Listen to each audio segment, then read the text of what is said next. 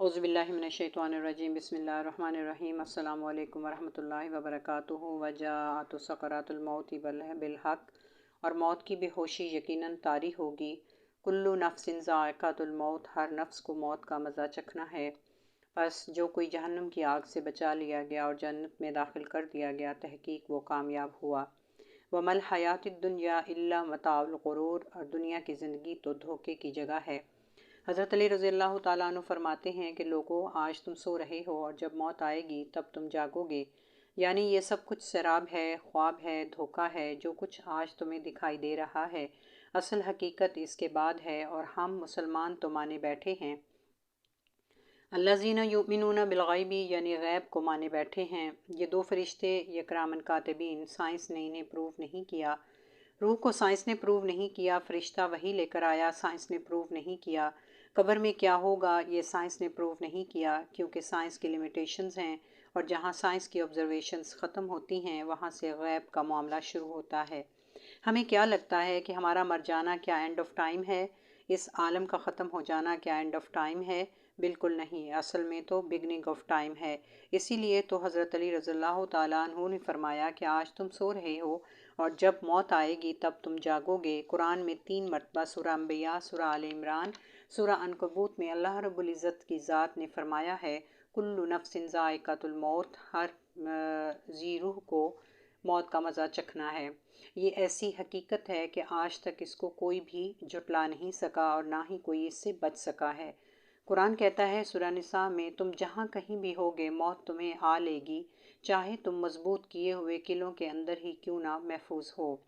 موت کبھی ڈیلے نہیں ہو سکتی، ہمیشہ وقت پر آتی ہے۔ قرآن میں ایک اور جگہ فرمایا گیا، جب کسی کی اجل یعنی وقت معین آ جائے، اللہ اسے مؤخر نہیں فرماتا۔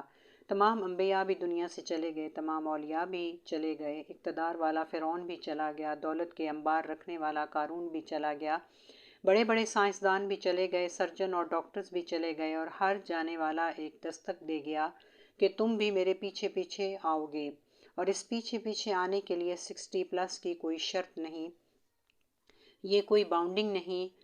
ہم لوگوں نے تو بچوں کے جنازے بھی دیکھے، جوانوں کی لاشیں بھی دیکھی۔ اکثر ایسی اموات میں کوئی ظاہری ریزن بھی دیکھنے کو نہیں ملتی، کیونکہ اللہ رب العزت کی ذات ریزن کی محتاج نہیں۔ اللہ رب العزت کی ذات جب اور جس کو چاہیں دنیا سے لے جائیں، مگر جانے والے ہمیشہ ہمیں دستک دے کے جاتے ہیں۔ سوال یہ پیدا ہوتا ہے کہ کیا میں اور آپ مرنے کو تیار ہیں؟ سوچئے، اگر اس وقت ہماری موت آ جائے تو کیا ہم جانے کو تیار ہوں گے؟ اگر نہیں تو کیوں؟ کیونکہ ہمیں پتہ ہے ہم اللہ رب العزت کو فیس نہیں کر سکیں گے، لیکن ہمارے چاہنے یا نہ چاہنے سے موت کبھی نہیں رک سکتی۔ لہٰذا ہمیں چاہیے، اگر ہمارے پاس اللہ رب العزت کی دی ہوئی مہلت عمل ہے تو ہم اپنے معاملات کو درست کر لیں۔ پتہ نہیں اگلی سانس ہے بھی یا نہیں، یعنی موت ہر حال میں آ کر رہے گی۔ قرآن پاک میں کل کے بارے میں اللہ رب العزت فرماتے ہیں سورہ حشر کی آیت نمبر 18 میں، اے ایمان والو، اللہ سے ڈرو، تم میں سے ہر شخص یہ دیکھے کہ اس نے کل کے لیے کیا تیاری کی ہے۔ یہاں کل سے مراد قیامت ہے، مگر قیامت ہماری موت ہے، کیونکہ حدیث میں ارشاد ہے، جس کی موت واقع ہو گئی اس پر قیامت واقع ہو گئی۔ ہم میں سے ہر شخص کو انڈیویجولی یہ دیکھنا چاہیے کہ اس نے کل کی کیا تیاری کی ہے۔ اور پھر فرمایا جا رہا ہے، واتقوا اللہ ان اللہ خبیر بما تعملون، اور تم جو کچھ بھی کرتے ہو اللہ اس سے خوب واقف ہے۔ سورہ کاف میں اللہ رب العزت فرماتے ہیں، آ جائے گی موت کی سختی اور بے ہوشی حق کے ساتھ۔ یہ ہے جس سے تو فرار اختیار کرتا تھا، تیرے فرار اختیار کرنے سے تیری موت ٹلی نہیں، آ ہی گئی۔ موت کی سختی اللہ کے نبی حضرت محمد صلی اللہ علیہ وسلم کے آخری ایام کے چند جملوں میں بھی شامل ہے۔ آپ صلی اللہ علیہ وآلہ وسلم نے فرمایا، لا الہ الا اللہ ان للموت سکرات، 3 مرتبہ یہی بات کہی، ان للموت سکرات، ان للموت سکرات، اللہ کے سوا کوئی معبود نہیں، بے شک موت کی سختی ہے، بے شک موت کی سختی ہے۔ یہ الفاظ کون فرما رہے ہیں؟ اللہ کے محبوب حضرت محمد صلی اللہ علیہ وآلہ وسلم ہمیں متنبہ فرما رہے ہیں کہ یقیناً موت کی سختی ہے۔ یہ وہ وقت ہے جو ہر انسان پر آنا ہے، اور کسی وقت بھی یہ وقت ہم پر آ سکتا ہے۔ لیکن سوال یہ پیدا ہوتا ہے کہ ہم نے اس آنے والے وقت کی تیاری کی ہے؟ اصل میں انسانیت کے پاس 3 بنیادی سوال ہر دور میں رہے ہیں۔ ہم کہاں سے آئے ہیں؟ ہم کیوں آئے ہیں؟ ہمیں جانا کہاں ہے؟ ان سوالوں کے جواب دنیا کے مختلف خود ساختہ ادیان اپنی ناقص عقل کے مطابق دینے کی کوشش بھی کرتے رہے ہیں، لیکن اصل دین یعنی دین اسلام نے ان سوالوں کے جواب بہترین انداز میں دیے ہیں۔ نمبر 1، ہم کہاں سے آئے ہیں؟ شریعت اسلامیہ میں اس کا جواب یہ ہے کہ ہماری تخلیق جنت میں ہوئی، وہاں سے ہمیں دنیا میں بھیجا گیا، اور اس بات کا ثبوت ہمیں قرآن کی مختلف صورتوں میں ملتا ہے۔ سوال دوسرا ہے، ہم کیوں آئے ہیں؟ کا جواب اللہ سبحانہ وتعالیٰ نے سورہ ذاریات کی آیت نمبر 51 اور 56 میں فرماتے ہیں، وَمَا خَلَقْتُ الْجِنَّ وَالْإِنسَ إِلَّا لِيَعْبُدُونَ۔ ہم نے جنوں اور انسانوں کو خالص یعنی عبادت کے لیے پیدا کیا ہے۔ اور سورہ ملک میں اللہ رب العزت فرماتا ہے، الذی خلق الموت والحیات لیبلوکم ایکم احسن عملا۔ ہم نے زندگی اور موت کو تخلیق کیا تاکہ ہم جان سکیں اور پرکھ سکیں کہ تم میں سے کون اچھے عمل کرنے والا ہے۔ تیسرا سوال، اور ہمیں کہاں جانا ہے؟ یقیناً ہم لوٹ کر اس مٹی میں جائیں گے جہاں سے ہماری تخلیق ہوئی ہے، اور اس کے بعد ہم پھر اٹھائے جائیں گے اور میدان محشر میں جمع کیے جائیں گے۔ ہم سے حساب و کتاب لیا جائے گا، پھر کچھ لوگ اسی مقام پر واپس لے جائے جائیں گے جہاں سے ہمارے باپ حضرت آدم علیہ السلام کی تخلیق ہوئی تھی، یعنی ابتدا میں تھی۔ لوگوں نے ان کی اور ان کے بعد آنے والے انبیاء کی اتباع کی، وہ جنت میں جائیں گے اور باقی لوگ جہنم میں ڈالے جائیں گے۔ آخرت سے پہلے اور موت کے بعد کیا ہوگا؟ شریعت اسلامیہ نے زندگی کو 3 حصوں میں تقسیم کیا ہے۔ نمبر 1، وہ زندگی جو ہم اس دنیا میں گزار رہے ہیں۔ نمبر 2، وہ زندگی جو ہم مرنے کے بعد آخرت سے قبل گزاریں گے، جس کو عالم برزخ کہا جاتا ہے۔ نمبر 3، وہ زندگی جو آخرت کی ابدی زندگی ہے۔ پہلی 2 زندگیاں عارضی اور مختصر ہیں، اور آخرت کی زندگی دائمی اور ابدی ہے، ہمیشہ رہنے والی ہے۔ اللہ رب العزت کی ذات سورہ المومنون میں آیت نمبر 99 اور 100 میں فرماتے ہیں، اور جب یوں ہوتا ہے کہ کسی شخص کے پاس موت آتی ہے، فرشتے آ جاتے ہیں، اس کا دنیا سے جانے کا وقت آ جاتا ہے، تو وہ کہتا ہے، اے میرے رب، مجھے مہلت دی جائے اور واپسی کی، تاکہ جو نیک اعمال میں نے دنیا میں چھوڑ رکھے تھے وہ کر لوں۔ رب کے پاس سے جواب آئے گا، کلا ہرگز نہیں، یہ تو تیری ایک بات تھی جس کا تو عادی تھا۔ نماز کا کہا تو نے کہا کل سے پڑھوں گا، اگلا جمعہ آ گیا، اگلا رمضان آ گیا، مگر نماز کی پابندی کا وقت نہیں آیا۔ کسی کی موت دیکھ لی تو ایک دن کا نمازی بن جاتا ہے، اور پھر اگلی موت تک کے لیے نماز کو ترک کر دیتا ہے۔ تمہارے اور دنیا کے درمیان برزخ یعنی ایک آڑ ہے، جو دنیا سے چلا گیا وہ واپس نہیں لوٹے گا، چاہے وہ کسی ولی کا یا نبی کا بیٹا ہو، یا کسی بھی خاندان سے اس کا تعلق ہو۔ تو ہمیں چاہیے کہ موت کے آنے سے پہلے نیک اعمال کر لیں، ورنہ گناہ گار، کافر، فاسق، منافق ہی تمنا کریں گے کہ ہمیں نیک اعمال کرنے کے لیے مہلت دی جائے۔ سورہ کہف کی آیت نمبر 8 میں سکرات کی سختی حق کے ساتھ آ پہنچی، اور ملک الموت اور دیگر فرشتے اپنی آنکھوں سے دیکھ لیں۔ اگر نیک تھا تو بہت خوبصورت شکلوں میں فرشتے لینے آئیں گے، اور اگر گناہ گار تھا تو بری شکلوں والے ہیبت ناک فرشتے لینے آئیں گے۔ اب غیب کے پردے آنکھوں سے ہٹا دیے گئے۔ اب زندگی میں چاہے کتنا ہی کوئی گناہ گار رہا ہو، اس حقیقت کو دیکھ لینے کے بعد وہ بھی ایمان لائے گا اور نیک عمل کرنے کو تیار ہوگا، مگر دوبارہ کسی کو عمل کی مہلت نہ دی جائے گی۔ دنیا کے امتحان میں فیل ہونے کے بعد دوبارہ امتحان دیا جا سکتا ہے، مگر زندگی کے امتحان میں فیل ہو کر اور اللہ کے پاس چلے جانے کے بعد دوسرے امتحان کا کوئی چانس نہیں ہے۔ ابن ماجہ کی حدیث ہے، صحابی رسول صلی اللہ علیہ وآلہ وسلم فرماتے ہیں کہ حضرت محمد صلی اللہ علیہ وآلہ وسلم ہمارے ساتھ کسی کے انتقال پر تشریف لے جاتے ہیں، قبر کے قریب بیٹھتے ہیں، اور قبر کو دیکھ کر آپ صلی اللہ علیہ وسلم کی آنکھوں سے زاروں قطار آنسو جاری ہوتے ہیں، حتیٰ کہ داڑھی مبارک سے گزر کر زمین کی مٹی پر آنسو گرتے ہیں اور مٹی گیلی ہو جاتی ہے، اور آپ صلی اللہ علیہ وآلہ وسلم ہمیں مخاطب کر کے کہتے ہیں، یا اخوانی، اے میرے بھائیو، اس چیز کے لیے تیاری کر لو، قبر اور اس کے بعد کے مراحل بہت زیادہ سنگین ہیں جنہیں ہم نے بہت ہلکا سمجھ رکھا ہے۔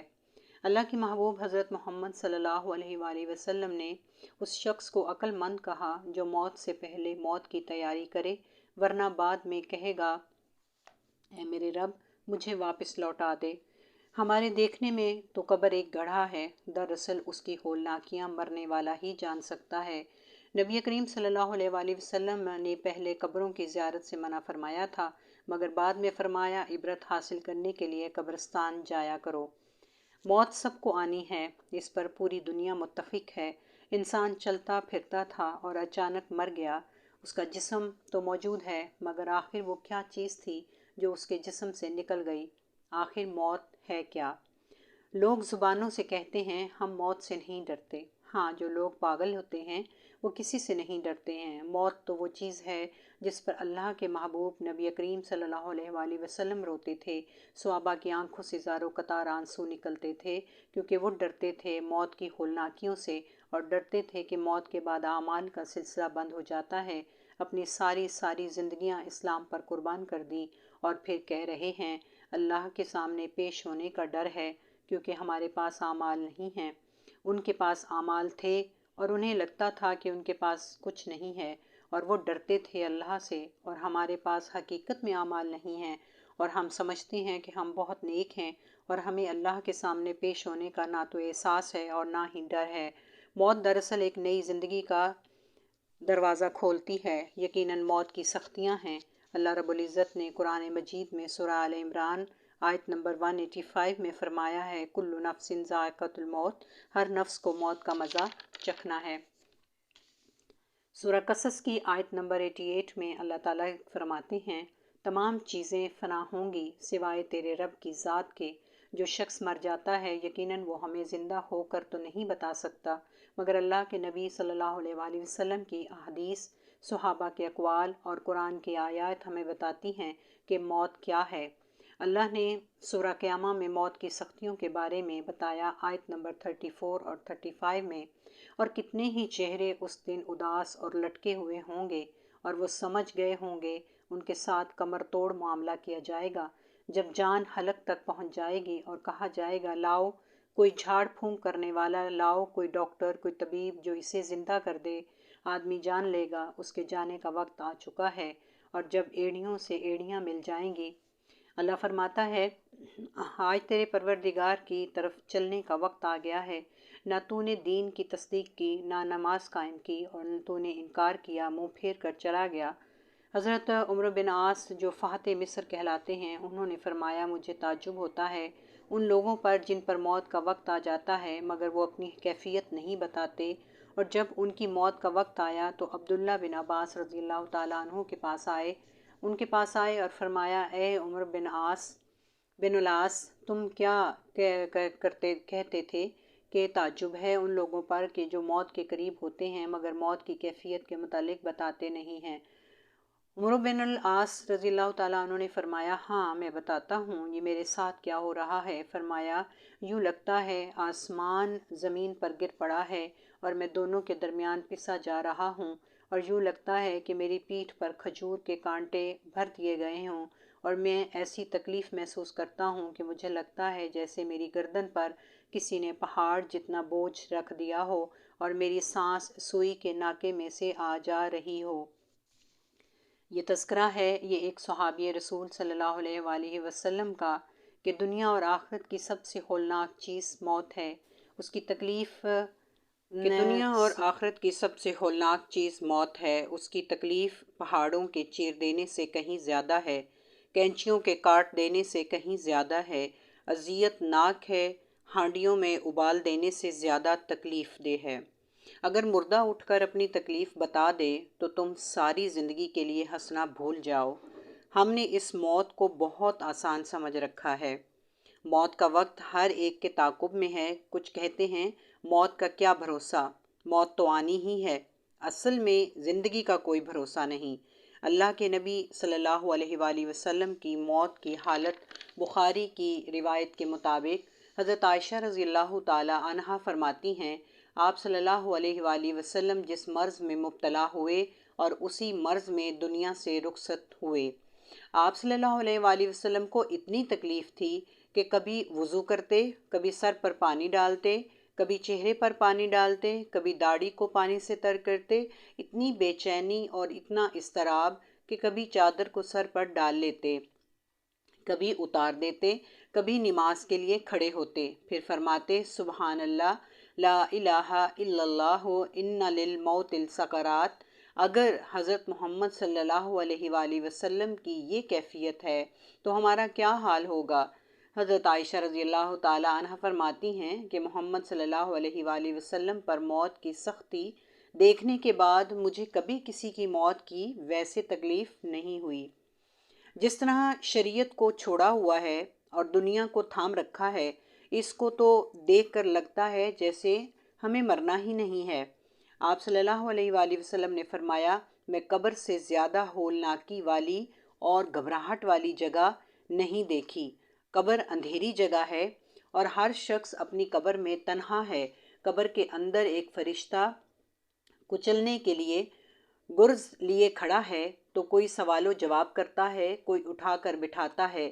عبداللہ بن عباس رضی اللہ تعالیٰ عنہ فرماتے ہیں، حضرت محمد صلی اللہ علیہ وآلہ وسلم قبر کے فتنے سے بچنے کی دعائیں ہمیں سکھایا کرتے تھے۔ فرماتے تھے کہ تم دجال کے فتنے سے زیادہ قبر کے فتنے سے آزمائے جاؤ گے۔ یہ سن کر صحابہ زارو قطار رونے لگے۔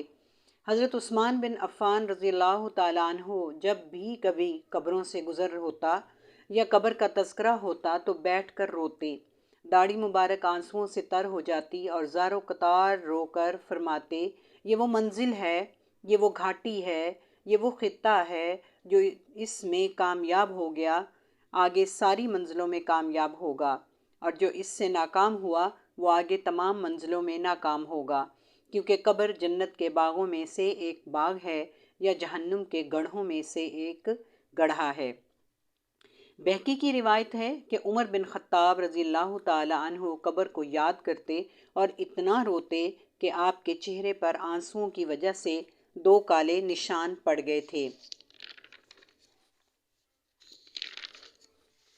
حضرت ابو ذر غفاری رضی اللہ تعالیٰ عنہ نے جب موت اور برزخ کا خطبہ نبی کریم صلی اللہ علیہ وآلہ وسلم سے سنا تو زارو قطار رونے لگے اور کہنے لگے، کاش میں ایک جھاڑ ہوتا اور کاٹ دیا جاتا، کاش کہ میں ایک انسان ہوتا ہی نہیں۔ حضرت ابو ہریرہ رضی اللہ تعالیٰ عنہ کی موت کا وقت جب قریب آیا تو رونے لگے۔ کسی نے پوچھا کہ دنیا کو چھوڑنے کی وجہ سے روتے ہیں؟ انہوں نے فرمایا، نہیں، اس لیے نہیں رو رہا ہوں کہ سفر بہت طویل ہے، میرے پاس زادِ راہ بہت کم ہے، اور میں وہ شخص ہوں جس نے ایسے ٹیلے پر رات گزاری ہے کہ جانتا ہی نہیں کہ اس کے آگے جنت ہے یا جہنم ہے۔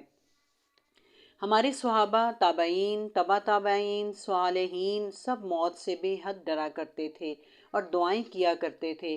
اب مرنے کے بعد اچھے انسان کا معاملہ میں آپ سے ڈسکس کرنے والی ہوں۔ موت کے وقت فرشتے انتہائی اچھے لباسوں اور خوشبو میں ملبوس لینے کے لیے آتے ہیں۔ اس کی روح قبض کرنے سے پہلے ملک الموت اسے جنت کی خوشخبری دیتے ہیں کہ اے نفس طیبہ، اپنے جسم سے نکل، اور حدیث بتاتی ہے کہ وہ روح اپنا انجام دیکھ کر جسم سے نکلنے کے لیے بے قرار ہو جاتی ہے۔ فرشتے اسے بہترین ناموں سے پکارتے ہیں اور اس کے لیے خوشبودار کفن لے کر آتے ہیں اور بآسانی اس کی روح کو نکالتے ہیں، اسے خوشبودار کفن پہنا کر آسمان کی طرف چلتے ہیں۔ آسمانوں کے فرشتوں کو اس کے کفن کی خوشبو کی مہک محسوس ہو جاتی ہے اور وہ آسمانوں کا دروازہ کھولتے ہیں اور اس پاک روح کا استقبال کرتے ہیں اور اگلے آسمان پر ان فرشتوں کے ساتھ جاتے ہیں، اور اسی طرح 7 آسمان تک اس کی روح کو لے جایا جاتا ہے۔ اللہ رب العزت کی ذات فرماتی ہے، اس کو قبر میں لوٹا دو اور اس کا نام علیجین میں لکھ دو، قبر کے سپرد کر دیا جاتا ہے۔ آپ صلی اللہ علیہ وآلہ وسلم نے فرمایا، منکر نکیر زمین کو چیرتے ہوئے قبر کے اندر آتے ہیں، انتہائی ہولناک شکلوں میں، ان کی آنکھیں بڑی بڑی اور انگاروں کی طرح سرخ ہیں اور ان کے دانت بیلوں کے سینگوں کی طرح لمبے ہیں اور ان کی آواز گرجدار ہے۔ سوچئے قبر کی وحشت، تنہائی، ہولناکی، اور اس میں فرشتوں کا زمین کو چیر کر داخل ہونا، مگر نیک انسان ان سارے حالات میں مطمئن ہوگا۔ فرشتے آئیں گے اور وہ 3 سوال پوچھیں گے، من ربو کا، من نبیو کا، ما دینو کا۔ وہ تینوں سوالوں کے جواب بآسانی دے سکے گا۔ اسے سورج غروب ہوتا دکھائی دے گا، وہ کہے گا رکو میں عصر کی نماز پڑھ لوں۔ کہا جائے گا یہ دارالعمل نہیں ہے۔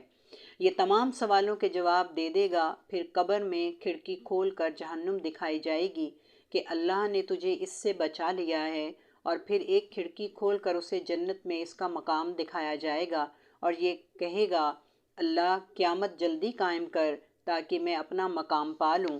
یہ فرشتوں سے کہے گا کہ مجھے مہلت دو کہ میں اپنے گھر والوں کو بتا دوں میرے رب نے میرے ساتھ کیا معاملہ کیا، مگر اس سے کہا جائے گا نہیں، اب تم پہلی رات کی دلہن کی طرح اپنی قبر میں سو جاؤ۔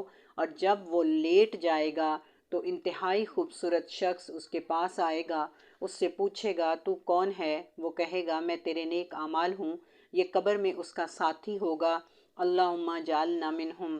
گناہگار کا انجام دیکھیے۔ حضرت محمد صلی اللہ علیہ وآلہ وسلم نے فرمایا ان کے پاس فرشتے انتہائی ہولناک اور خوفناک شکلوں میں فرشتے آئیں گے اور اس کی روح کو انتہائی برے برے ناموں سے پکاریں گے اور کہیں گے اے مردود روح نکل جا، اور اسے کھینچیں گے۔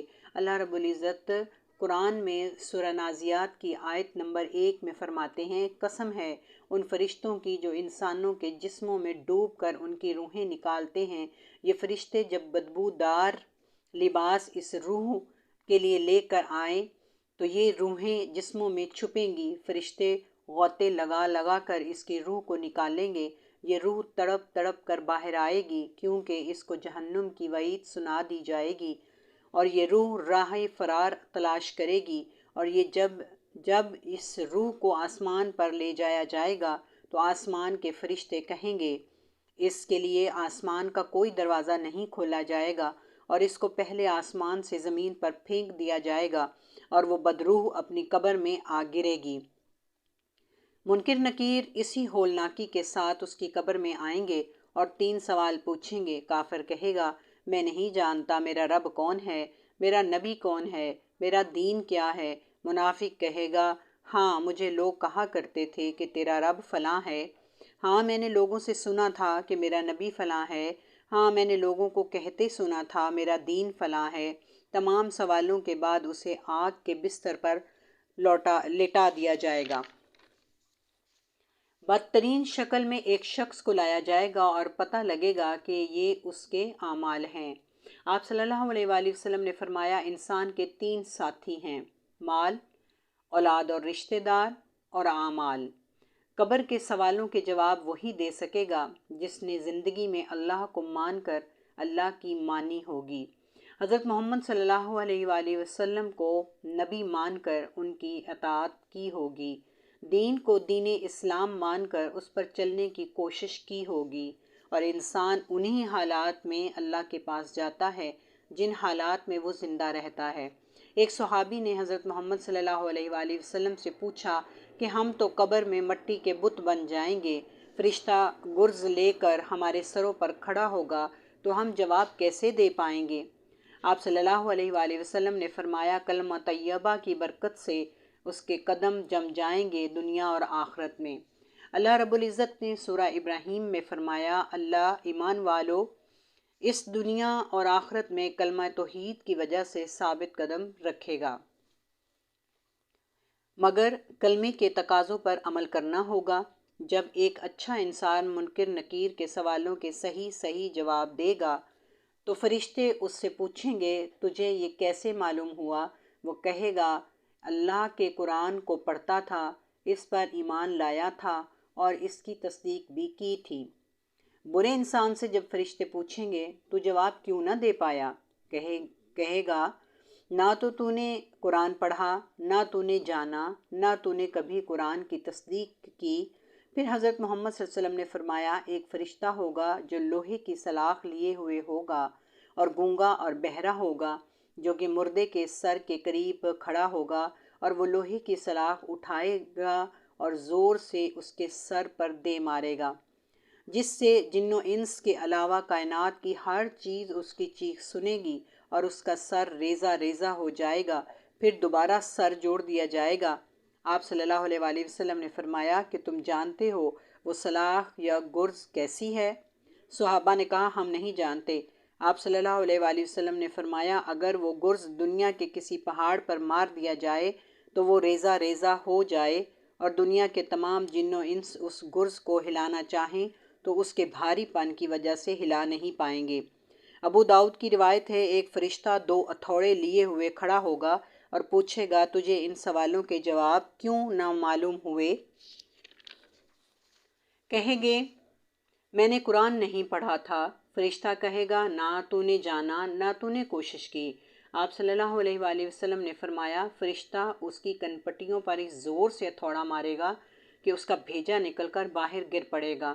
پہلا ہی عذاب جس کا انسان مکلف ہو رہا ہے وہ ہے اللہ کی کتاب۔ اللہ کی کتاب ہی دنیا و آخرت میں نجات کا ذریعہ ہے۔ قرآن مجید ہی وہ کتاب ہے جو ہمیں منکر نکیر کے سوالوں کے جواب کی تیاری کروائے گی۔ جو قرآن پر ایمان لائے گا اور اس کو پڑھے گا اور اس پر عمل کرے گا وہی کامیاب ہوگا۔ کافر اور منافق پر جو سب سے پہلے فرد جرم عائد ہوگی وہ یہی ہوگی کہ اللہ کا قرآن کیوں نہیں پڑھا۔ نہ پڑھنے والوں نہ سمجھنے والوں کو سروں پر مارا جائے گا کیونکہ دماغ مرکز ہے سمجھ کا۔ تم نے اس دماغ کو استعمال نہیں کیا۔ کتاب اللہ کو سمجھنے کے لیے دنیا کی تو ہر چیز سمجھی مگر کتاب اللہ کو اہمیت ہی نہ دی۔ قرآن کے حوالے سے ہمارے معاشرے میں اس قدر غلط فہمیاں پھیلائی گئی ہیں۔ کہا گیا ہے کہ قرآن پڑھنے سے لوگ گمراہ ہو جاتے ہیں، یعنی نعوذ باللہ اللہ نے ہمیں ایسی کتاب دے دی ہے کہ جس کو پڑھ کر ہم گمراہ ہو جائیں گے۔ اگر قرآن ہمیں ہدایت کا راستہ نہیں دکھائے گا تو پھر آخر وہ کون سی کتاب ہے جو ہمیں رستہ دکھائے گی؟ ایک غیر مسلم قرآن کو پڑھتا ہے، اسے اللہ ہدایت عطا فرماتا ہے، تو پھر یہ کیسے ممکن ہے کہ ایک مسلم قرآن کو سمجھ کر پڑھے تو اللہ اس کو گمراہ کر دے؟ اللہ فرماتا ہے اور ہم نے اس قرآن کو آسان کر دیا سمجھنے کے لیے، تو ہے کوئی جو اس سے ہدایت حاصل کرنے والا ہو؟ سورہ قمر میں 4 مرتبہ یہ وہ کتاب ہے اللہ کی رسی ہے۔ سورہ طٰہٰ آیت نمبر 123 میں فرمایا جو میری بھیجی ہوئی ہدایت پر عمل کرے وہ نہ دنیا میں گمراہ ہوگا اور نہ آخر میں پشیمان ہوگا۔ سورہ بقرہ میں فرمایا پس جو کوئی میری ہدایت پر عمل کرے گا اسے نہ تو کوئی خوف ہوگا اور نہ ہی وہ غمگین ہوگا۔ وآخر الدعوانا ان الحمد للہ رب العالمین۔